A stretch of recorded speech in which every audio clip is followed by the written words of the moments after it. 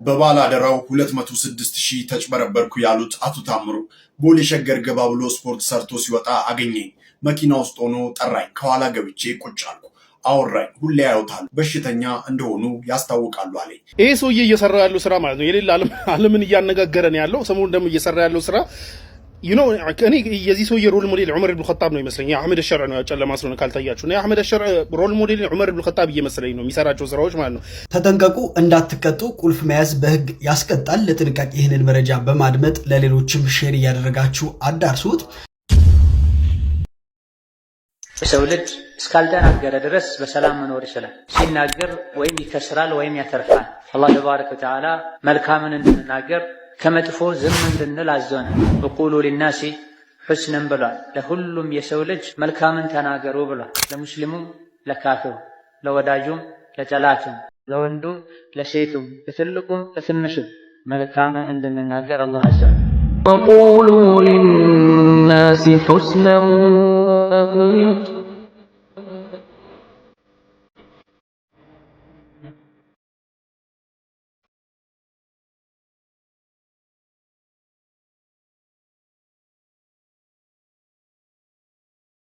በባላደራው 206,000 ተጭበረበርኩ ያሉት አቶ ታምሩ ቦሌ ሸገር ገባ ብሎ ስፖርት ሰርቶ ሲወጣ አገኘኝ።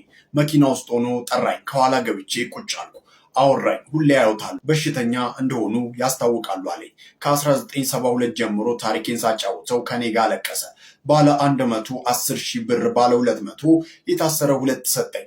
13,000 ባንክ አስገባውና የቀረውን ይዤ 17 ቀበሌ ሄጄ ምሳይን በልቼ ቀጥታ እስጢፋኖስ ሄጄ አስራቴን ከፍዬ አለቀስኩ። የዛሬ 4 ወር። መልኩ ጠይም ረጅም ነው። በነጋታው ከአሜሪካ ተደወለልኝ። አይዞት ተባልኩ። አካውንቴ የኔ መሆኑን ጠየቀኝ። አረጋገጥኩለት። ድሮ አብሮኝ የተማረው አትጨነቅ አለኝ። ጂጂጋ የሚያቁኝ ረዱኝ። ከሁሉ የተቸገርኩት የቤት ክራይ ነው። ባለ አደራ የተባለው ባጃጅ እንገዛልሃለን 80,000 አሁኑኑ ላክ ብሎ ዮሐንስ ነብሮ ለገሰ በተባለ ሰው አስገባው። ሁሉንም ብር በዮሐንስ ነው የምለቀው። እኛ ጋር ከ350 እስከ 400,000 አለ አለኝ። ለዶላር ምንዛሌ ብሎ 17,000 ሰጠሁት። እንደገና 10,000 10,000 8,000 17,000 20,000 ደብረ ሊባኖስ ሆኖም መኪና የተበላሽቶ ለማስጫን 20,000 ላክልኝ ብሎ ላኩለት። ከሰዓት 10,000 ላኩለት። ለነዳጅ ብሎ 3,000 እና 4,000 ላኩለት። ባለውለታችን ነህ ይለኛል። በእኔ አካውንት ወደ 260 ብር ገባ። ከዚያ ውስጥ 206,000 ብር በተለያየ ጊዜ አታሎ ወሰደብኝ። በመጨረሻም 11,000 ትከፍላለህ ሲለኝ ተናድጄ አልከፍልም አልኩት እና በመጨረሻ 6,000 ላኩለት። በመጨረሻም በብዙ መከራ ለባላደራው ተደውሎ እኔ አይደለውም ብሏል። ተጠንቀቁ፣ እንዳትቀጡ። ቁልፍ መያዝ በህግ ያስቀጣል። ለጥንቃቄ ይህንን መረጃ በማድመጥ ለሌሎችም ሼር እያደረጋችሁ አዳርሱት።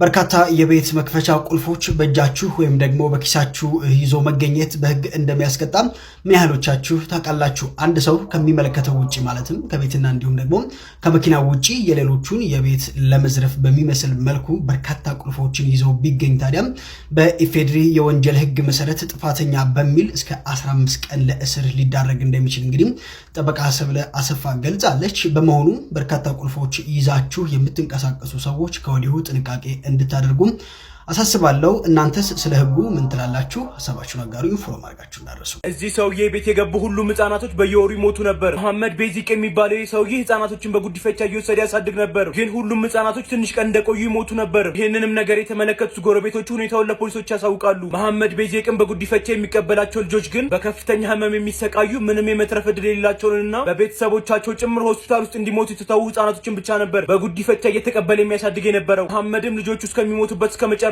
ቀን ድረስ ልጆቹን እየተንከባከበና ፍቅር እየሰጠ እንዳባቱ ነው ያሳድጋቸው ነበር። የዚህ ሰውዬም ድርጊት የብዙዎች ልብ የነካ ድርጊት ነበር። የዚህ ሰውዬ ግን ከ10 ስንት ይገባዋል ትላላችሁ? ከሙስሊም ሀገራት ብቻ የተውጣጡ ወታደሮች ወደ ጋዛ እንደሚገቡ ተጠቁሟል። በዚህም መሰረት ምንም አይነት የምዕራባዊ ሀገር ወታደር እንደማይካተት ነው የተገለጸው። በዚህም መሰረት እንግዲህ እነዚህን የሰላም አስከባሪ ሰራዊቶች ከሚያወጡ ሀገራት መካከል ዮርዳኖስ፣ ግብፅና የተባበሩት አረብ ኤሚሬትስ ይገኙበታል።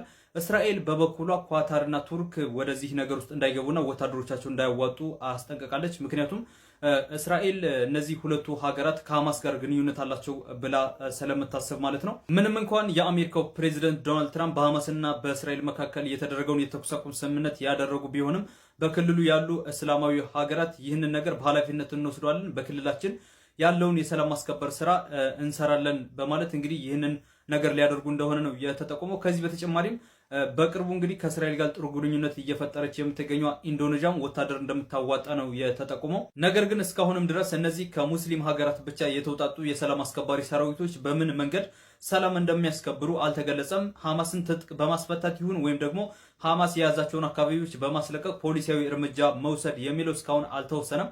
እናም በሚቀጥሉት ቀናት እንግዲህ በኢስታንቡል ውይይት እንደሚያደርጉ ነው የተጠቀሰው። ይሄ ሰውዬ እየሰራ ያለው ስራ ማለት ነው የሌላ ዓለምን እያነጋገረን ያለው ሰሞኑን ደግሞ እየሰራ ያለው ስራ እኔ የዚህ ሰውዬ ሮል ሞዴል ዑመር ኢብኑ ኸጣብ ነው ይመስለኝ። አህመድ አልሸርዕ ነው ጨለማ ስለሆነ ካልታያችሁ ነው። አህመድ አልሸርዕ ሮል ሞዴል ዑመር ኢብኑ ኸጣብ እየመሰለኝ ነው የሚሰራቸው ስራዎች ማለት ነው። ያው ባለፈው ዕለት ፈጅር ሰላት ሊሰግድ ምናምን ብቻውን ሄዶ ደቅ ብሎ ፈጅር ሰላት ኢቃም እስኪል እየጠበቀ ምናምን የነበረው ቪዲዮ ወጥቶ መነጋገሪያ ነው። አንድ ሙስሊም ፈጅር ሰላት እየጠበቀ መታየቱ መነጋገሪያ ሊሆን አይገባም ነበር። ግን ያው አንደኛ በመሪ ደረጃ መሆኑ፣ ሁለተኛ በዚህ ሞደርን ኤጅ በመሪዎች እንደዚህ ሲያደርጉ ምናምን መታየት በጣም ሬር መሆኑን ተከትሎ ነው ያ መነጋገሪያ ነው። ሰሞኑን ደግሞ ምን አረገ መሰላችሁ? አህመድ አልሸርዕ ወንድም አለው፣ ታላቅ ወንድም አለው ጀማል አልሸርዕ የሚባል ጀማል ጸዴ ቢዝነስ ምናምን ከፍታ ማለት ነው። አሪፍ ስራ እየሰራች ነበረ። አህመድ አልሸርዕ ይሄንን ሲሰማ ጀማል የአህመድ አልሸርዕ ኦር የሶሪያው መሪ የመሪው ወንድም ነው ምናምን ወንድም ስለሆነ ከሌላው ነጋዴ የተለየ ፌቨር እየተሰጠው ነው። በመንግስት ተቋማትም ይሁን በነጋዴዎች መካከልም ይሁን በቃ እሱ የአህመድ ወንድም እኮ ነው ምናምን በቃ ዋጋ እንቀንስለት፣ እቃም ሲሰጡት ዋጋ መቀነስ፣ ሲገዙትም ምናምን ብቻ የለም ከሌላው የተለየ ፌቨር እየተሰጠው መሆኑን ሲሰማ አህመድ አልሸርዕ ማለት ነው ሱቁን አሽጓል፣ ሱቁን ዘግቷል። ማንኛውም የመንግስት ተቋም ከሱ ቢዝነስ ጋር እንዳይሰራ አግዷል። ምክንያቱም ፌቨር የአህመድ አልሸርዕ ወንድምን እየተባለ ፌቨር እያገኘ ስለሆነ ይሄ ከዑመር ኢብኑ ኸጣብ ስቶሪ ጋር ይገናኛል። ስቶሪ መጨረሻ ላይ ነግራችኋለሁ። ዲ አዘር ቲንክ ደግሞ ምን አደረገ? ኢድሊብ ሄዶ ነበር ሰሞኑን። ኢድሊብ እንግዲህ እንደምታውቁት በሻርን ከመገልበጡ በፊት ረጅም ጊዜ የተቀመጠበት ቦታዎች ነው ኢድሊብ እና እዛ ሄዶ ማለት ነው የኢድሊብ አመራሮችን ስብሰባ ጠርቷቸው ነበረ። ድንገት ሄዶ ማለት ነውና ስብሰባ የተጠሩበት ቦታ ከች ሲሉ ሁሉም ጸዴ መኪና ይዘዋል። አሪፍ መኪና ምናምን ነገር ይዘው ነው ከች ያሉት። ጀለስ ስብሰባውን ሲጨርስ ምን እንዳረጋችሁ ታውቃላችሁ? እንዳለ ቁልፋችሁን እያንዳንድሽ የመኪናሽን ቁልፍ አምጪ ብሎ ቁልፉን ተቀብሎ ማለት ነው በእግር ነው የሸኛቸው። የመኪናውን ቁልፍ ወደ ህዝብ ንብረት ነው ያዞረው መኪኖቹን። እና ምንድነው ያላቸው? እናንተ የአብዮት ልጆች አይደላችሁ፣ አብዮተኞች አይደላችሁ፣ የአብዮት ልጆች ሆናችሁ ገና ስልጣን ከመያዛችን ከመጀመሩ እንደዚህ መኪናና የዱንያ ነገር እንትን ያላችሁ ምናምን ብሎ ተቆጥቶ ማለት ነው ሁሉንም በእግር ላካቸው። እሱ እንትኑን ወደ በይቱል ማል አስገባ። ዑመር ኢብኑ ኸጣብ ኸሊፋ እያለ ስቶሪ ለምደ ከዑመር ጋር ያገናኙት። ዑመር ኢብኑ ኸጣብ ኸሊፋ እያለ ልጃቸው አብደላ ኢብኑ ዑመር ቢዝነስ ልስራ ምናምን በቃ ቢዝነስ እንትን ልበል ብሎ ያው ካራቫኖች ላይ ካራቫን ማለት ኢምፖርት ማለት ነው በዚህ ሰዓት በአሁን ሰዓት እና ኢምፖርት ላይ ኢንቨስት ማድረግ ጀመረ። ዳን አብደላ ኢብኑ ዑመር የኸሊፋው ልጅ ነው እንደ የዑመር ልጅ እኮ ነው እሱ ምናምን እየተባለ ፌቨር ማግኘት ጀመረ። በቃ ዋጋ ይቀነስለታል ምናምን ጸዴ ትርፍ ማግኘት ጀመረ። ዑመር ኢብኑ ኸጣብ ይሄንን ሲሰማ አንተ የኔ ልጅ በመሆን ነው ፌቨር የተሰጠህ እንጂ የኸሊፋው ልጅ ስለሆንክ ነው እንጂ ልክ እንደማንኛውም ሰው ብትሆን ኖሮ ይህን ፌቨር አታገኝም ነበር። ይህ ደግሞ ልክ አይደለም፣ ከሌላው እኩል ነው መስራት ያለብህ በሚል ኦቨር የተተረፈውን ትርፍ ማለት ነው ሙሉ ለሙሉ ነው ዑመር ኢብኑ ኸጣብ ቀምቶት ወደ ህዝብ ንብረት ያዞረውና ያው አብደላ ኢብኑ ዑመርም አትሰራ ምናምን ብሎ ያገደውና አህመድ አልሸርዕም ልክ እንደ ዑመር ኢብኑ ኸጣብ የወንድሙን ቢዝነስ አሽጓል ማለት ነው። ኢሪዝ ወሪዝ። እስኪ ይህንን ቪዲዮ በደንብ ሼር እያደረጋችሁ ሀሳባችሁን ግለጹ። የአዲስ አበባ መጅሊስ በሙፍቲ ሐጂ ዑመር ኢድሪስ የተቀበሩበት ቦታን አስመልክቶ ያወጣው መግለጫ ምንድነው ቅሬታ ያስነሳው? አዲስ አበባ ውስጥ ከሚገኙ የሙስሊሙ መካነ መቃብር አንዱ ሆኖ እውቅና ሰጥቼዋለሁ አለ። የሚያስፈልገውን ነገር ሁሉ አድርጋለሁኝ አለ። የማስፋፊያ ቦታም መንግስትን እጠይቃለሁኝ አለ። ምንድነው ቅሬታ የፈጠረው? ማለት እናንተም ስትሉት ነበር አይደለም? ሙፍቲ ሐጂ ዑመር ከተቀበሩ በኋላም ሌሎች ሰዎችም አካባቢ ላይ የሚሞቱ ሌሎችም ሙስሊሞች የሚቀበሩበት መካነ መቃብር ነው የሚሆነው ብላችሁ ስትናገሩ አልነበር እንዴ? መጅሊሱ እኮ በመሐከላችን የነበረውን የአዲስ አበባ መጅሊስ የሰጠው መግለጫ በመሐከላችን የነበረውን ንትርክ፣ አለመግባባት ብሎም አንዳንድ ሰዎችም ወደ ስድብ ወደ መዘላለፍ ስትወስዱት የነበረውን ነገር እልባት ነው የሰጠው እንጂ አልገባኝም። ምንድን ነው የምትፈልጉት ከዚህ በላይ? ሁሉንም ሰው ማስደሰት እችላለሁ አሉ አንድ ዓሊም። ሁሉንም ሰው ምቀኛ ብቻ ማስደሰት አልችልም። እሱ እኔ ካልሞትኩ አይደሰተምና እሱ ደስ እንዲለው ብዬ አልሞት ብቻስ ምን አደርጋለሁ? ይሄ ነው። ግን ምቀኛ ለምንድን ነው የሚመቀኘው? የሚመቀኘው ያ የበለጠው ሰው የማይደረስበት መሆኑን ስለሚገምት በቃ ውስጡ የማይዳፈን እሳት ይፈጠራል። በደረሰበት የእሱን ክፋት ያነሳል። እሱ በመልካም ነገር እንዲወሳ አይፈልግም፣ ወድቆ ማየት ይመኛል።